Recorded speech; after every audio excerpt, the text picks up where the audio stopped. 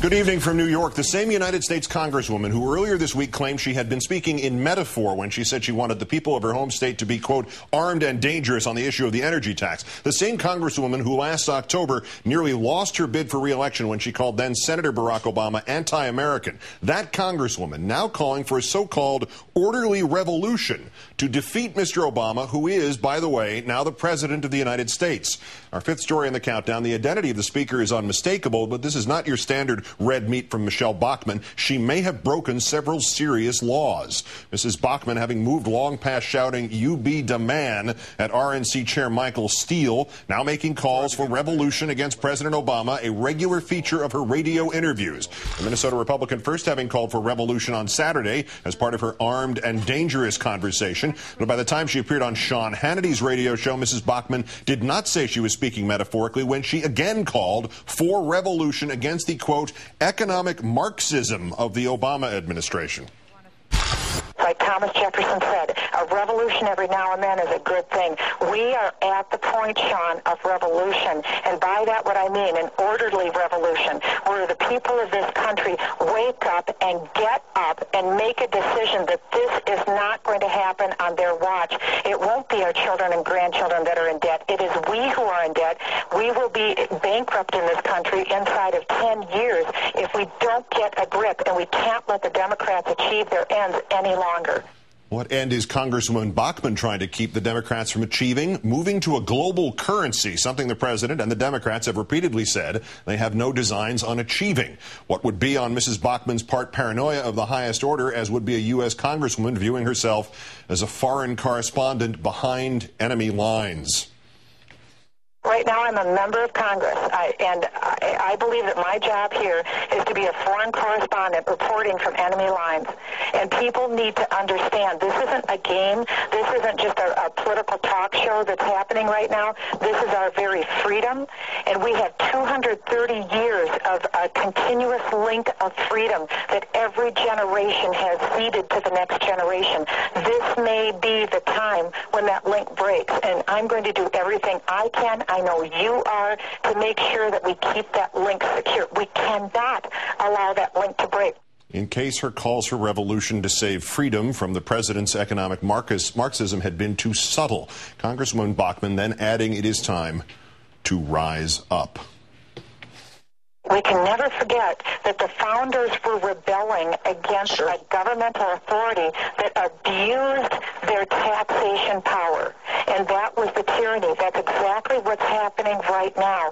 And we have to rise up and say no more. Not on my watch. No more.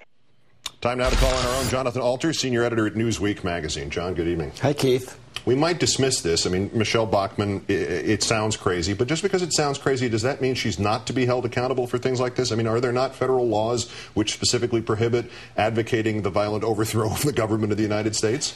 There are. I'm not personally in favor of trying to enforce that because I think it does inhibit free speech, and odious speech still has to be defended. But what we should call for is what you just mentioned, accountability. If this were a Democrat who had been saying this, there would immediately have been a lot of calls for the Democratic Party to rein in this whack job on their side of the aisle. We are not seeing those calls right now. We are not seeing Republican leaders in the House of Representatives being called upon to force her to retract those comments. Yeah, I'm not necessarily calling for her to be treated like Clement Vallandigham during the Civil War for advocating that we had no right to keep the South from seceding.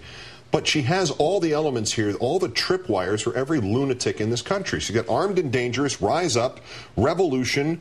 This isn't a game, and we can't let the Democrats achieve their ends any longer. If the Republicans do not speak up, or somebody speak to her and say you have to tamp this down, anything that might happen after this would be a collective responsibility of that party, wouldn't it? Because there is some party structure that allows senior members of the party to go to a congresswoman from Minnesota and say, you're shooting your mouth off in a really dangerous, incendiary way. Well, they need to do that. They need to take some action. I don't know about collective responsibility here. I'm not saying everybody who's a Republican is responsible for the venom that comes from her. But she does need to be reminded that in this country, the country that she says she believes in, we have something called elections. And the time for her to, the time for her to stage an election will be not, quote, immediately, as she said in that radio interview with Sean Hannity, who, by the way, was agreeing with everything that she said, not surprisingly, not immediately, but in November of 2010. And if she wants to agitate to throw all the Democrats out of Congress, then that's just fine. But when she talks about immediately, she sounds like she's urging extra-constitutional action that would be, ironically, totally contrary to the traditions she claims to be upholding. Yeah, what if she's not calling for that? What could her possible rationalization for this be, and where did she miss the interpretation of what Thomas Jefferson actually meant by a little revolution now and again? Well, Jefferson did say that. Jefferson was fairly radical on that subject, but by the time the United States actually was founded, he was in a more what we would call small r Republican frame of mind about how we're a nation of laws, we have elections, and we don't just run off, with pitchforks at the drop of a hat. She's got a little problem with reality, though, Keith. That's sort of what the bottom line is here. For instance, she's on this, jihad about a global currency. Exactly. Who said this?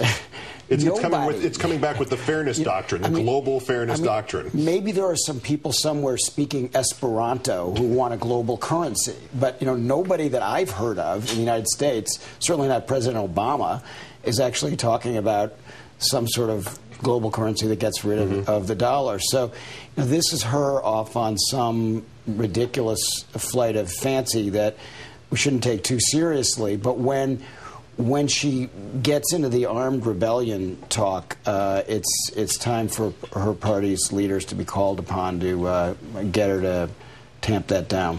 What do her party's leaders think of her? I mean, we see her at major conservative events, but not necessarily mainstream Republican events. Where does she stand? It's hard. It's so hard to point at a crazy person and say number 9 on the batting order. Yeah, she is not representative of that party's leadership. She almost lost her seat.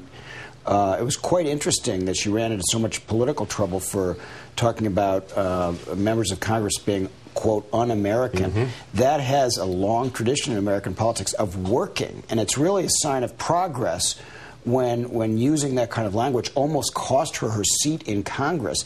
And the Republican Party had to pump some money in there, and it became a problem for them. So I think that she's an embarrassment for them, and they would just as soon that you and I not be talking about her. Well, then something like epoxy probably would be the best bet, or that congressional election in the midterms. Jonathan Alter of MSNBC and Newsweek, great. Thanks. Have a great weekend. Thanks, Keith.